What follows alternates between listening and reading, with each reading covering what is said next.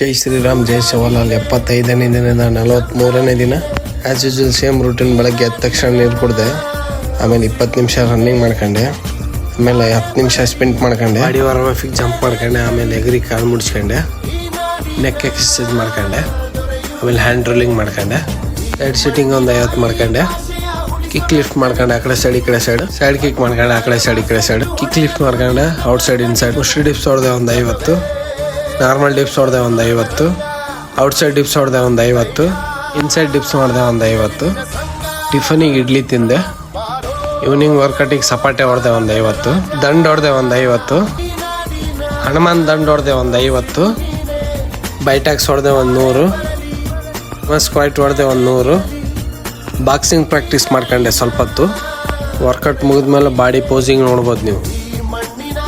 ನೀರಿನ ಟಾಸ್ಕ್ ಕೂಡ ಕಂಪ್ಲೀಟ್ ಆಯಿತು. ಬುಕ್ ಓದೋಕ್ಕೆ ಸ್ಟಾರ್ಟ್ ಮಾಡಿದೆ.